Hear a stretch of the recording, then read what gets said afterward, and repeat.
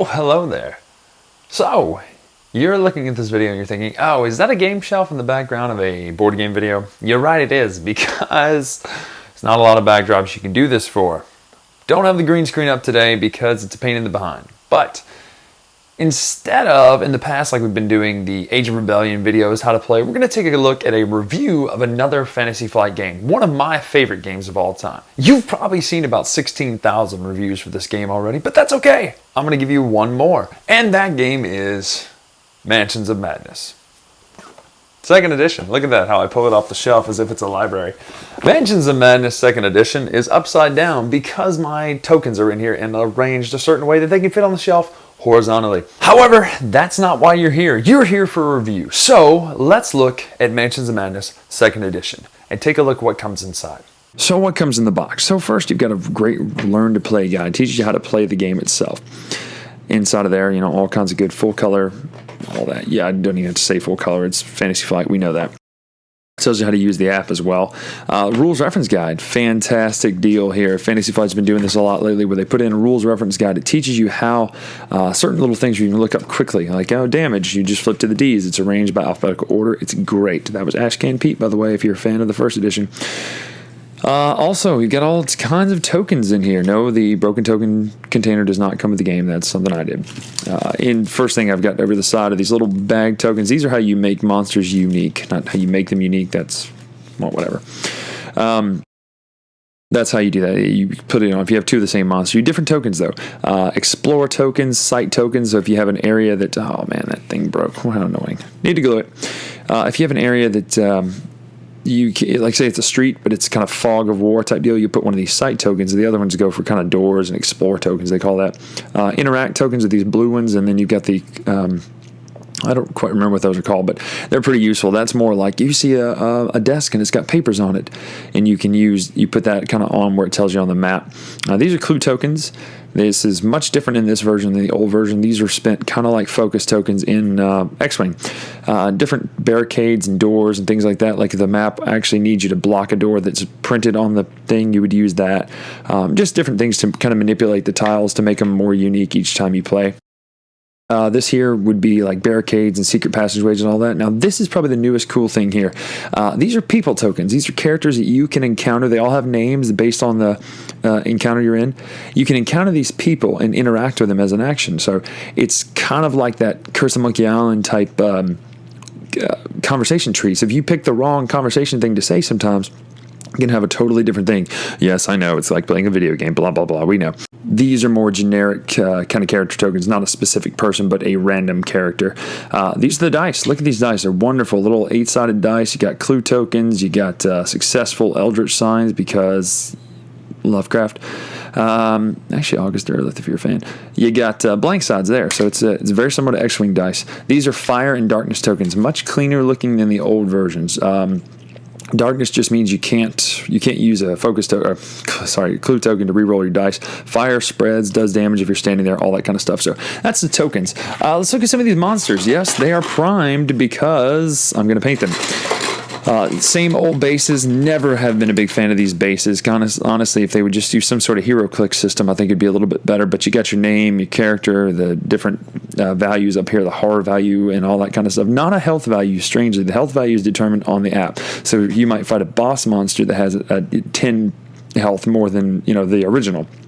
But different things about it. Tells you kind of what they are and their little thing. This is the set symbol for the base set of 2, and that matters for the conversion kit, which I'll talk about in a minute. Different monsters in here. You got look at this. You got a howling, haunting horror or something like that. You got a deep one. Yes, this is a very Innsmouth flavored set. I'll show you my favorite guys in here are probably the Innsmouth hybrids, and if you played the LCG, you've seen this guy a lot, but love seeing him to life. It's a great looking little sculpt there. He's the Deep One hybrid. All the different characters are there. Also, those are some of the ones that are primed. Let's show you the ones that I've painted, because they paint up insanely well. Yes, I did use my mouth to open that. So you've got, now these are from the first edition that I had painted originally. It's Harvey Walters, and here's the rich guy, Preston Fairmont, from this edition. These guys paint up great. You know, you put a little face highlighting on and make him look quite good. You got Carson Sinclair, look at him ready to buttle. He's just a wonderful butler. All these different ones, you know, they paint up phenomenally well. William York, I love that guy. This girl is going to be in the Arkham Horrors game as well, the LCG. Nice highlights and all that stuff. They really paint up well. So those are the characters. Monsters, you get one of these bad guys. Look at this guy. He's a star spawn, little Cthulhu guy. Look at that. That's amazing. It's huge, this guy. Compared to, okay, so just for reference, look at that. That's amazing.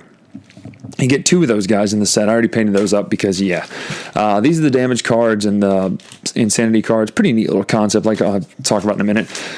Character cards. These are so much more simplified. No, you don't get to make the choice that you used to make and decide which way you wanted to upgrade your character, but it's just neat because it's all cleanly laid out. A little backstory on the back. You wonder why there's so many here. This is part of the conversion kit. If you have the first and second edition of first edition of Mansions of Madness, you can use all your characters, kind of like Joe Diamond here.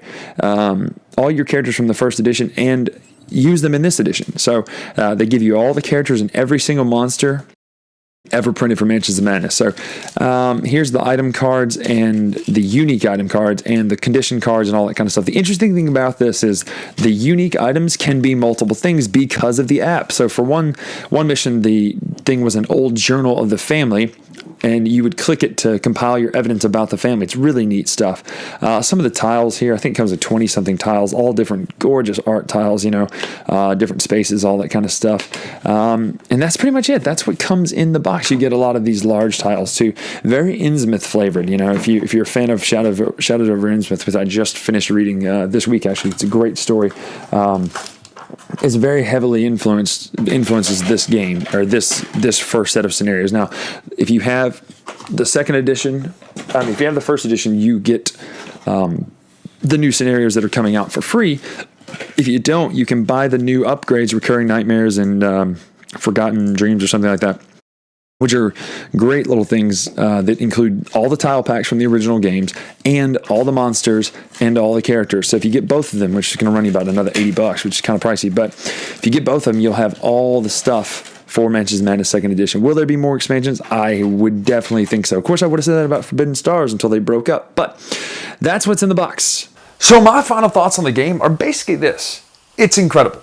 I love it. Now, the only gripes I have are not really gripes so much. They're just kind of weird quirks. Because the biggest gripe you hear online is, I don't want to play this. It's like playing a video game. It's not like playing a video game. If you've ever played a video game, you know this is not like playing a video game. That's literally just a complaint people have because they want to gripe about a game before it came out. Like this one. It already had negative ratings on Board Game Geek before it came out because it was an app. Here's the thing. If you don't want to play an app-driven game or you're worried about video games taking over board games, don't play them. That sounds rude, I know. It doesn't make sense, though. You don't have to play this game. There's like 4 games that come out a year with an app. That's what Tom Vassell says. Credit to him. This is one of those games. You don't have to play them. You can play Food Chain Magnate. You can play Le Havre. You can play Caverna. You can play any of these other Fantasy Flight games that involve wonderful Eldritch Horror. There's a great game in the Cthulhu universe. It doesn't involve an app. Arkham Horror, the card game's coming out. LCG, but it's also got a little bit of that role-playing character building, kind of like Mansions has. If you don't like that app thing, don't play it. It's a wonderful game, solo too. We played the first mission 4 players. It was an incredible experience just because we had the Bluetooth headphones hooked up, speakers hooked up, great ambience, all that kind of stuff. But solo, it plays amazingly well. Also, they also paint up really good. Here's the thing. Solo gaming is something I enjoy because my wife plays a lot of games with me, but there's a lot of time, I don't sleep a lot at night. So at night when I get bored, I used to play like Metal Gear Solid or something like that. Now I just grab one of the games that plays solo. Caverna is a solo game. Le Havre you can play solo. Eldritch Horror you can play solo. Although it's not as fun because it's always fun to read other people's cards and kind of see what happens to them. But these are games you can play solo. Now, that being said, Mansions of Madness also plays really well solo. I tried the Escape from Innsmouth mission last night. Had a blast with it. But back to my gripe. My only gripe is this. While playing last night, it felt like I was looking at the app a lot of the time. And then I would notice I was not glancing at the board. I don't know if that was just me thinking about it because of what people have said, or if truly more of my time is spent looking at the app. Now, it's not necessary because if you think about it, the app only shows you a tiny part of the board. Which means if you want to look at the entire map, you've got to use your actual eyes to look at the game board. Now, monsters are not on the screen, fire's not on the screen, barricades and all that stuff disappear. So some would say that's just Fantasy Flight making it where you have to have the real components. Sure, it is. It's a board game. That's why they do that. But you need the board. It's very important. I mean, the components are amazing. The cards are awesome. Also, as much as I love the first edition and love the puzzles from the first edition, it's in this closet. The puzzles on the app are really cool. Now, I did love the puzzles in the first edition of the game. It's one of the things that sold me on the game. However, it's nice that the amount of components in this box, while there are a ton in here, are not just a ton of unnecessary tokens and pieces that you don't need. There's way less cards because everything is handled by the app. That's a plus, because if you open up this box that's in here of the first edition, you will see just thousands of cards that you don't know what to do with. Not thousands, but you have to have them in the right order. You have to lay them out. The keeper's got to lay them out in the right way. And setup for the first edition took forever. We played this one night at game night. It took 45 minutes to set it up by people who knew how to do it. And then we had to call the game because it was too late. We ended up playing so long. I really love the idea of not having a keeper. I know that's certain people's favorite type of thing to play is the keeper. I don't like playing the keeper. That's the last time I played first edition, I had to play the keeper. I didn't enjoy that. Imperial Assault is not as bad because you have a little bit different tactics. You can actually play characters versus the first edition. You're playing some malign force who's attacking the people through the mansion, and you use monsters and all that kind of stuff. It's a different feel. So second edition, wonderful components, streamlined play. Let me say this, the dice and the cards for damage and mental sanity stuff are amazing. It's like straight out of X-Wing. You have three symbols, or three sides of these dice. There's the clue token side, there's the success, and there's a blank. You can spend a focus token or a clue token, just like an X-Wing, to turn your clue tokens into successes. Or when you take damage, you just take a face-down card or a face-up card. It's a lot like X-Wing in that sense, and it's so simple and easy. Instead of having to have little damage counters and remember what means what, the Keeper, the Mythos stuff just happens now. It's so great. Mansions of Madness is an excellent game. It's a little on the expensive side, but what's in the box is worth every penny of it. You get your money's worth with this game. So I highly recommend Mansions of Madness 2nd Edition. Check it out now. Enjoy it. Play it solo. Play it with any kind of character player count you can, and just have fun with it. If you like the Lovecraft universe, this is the best game in the Lovecraft universe. So until next time, see ya.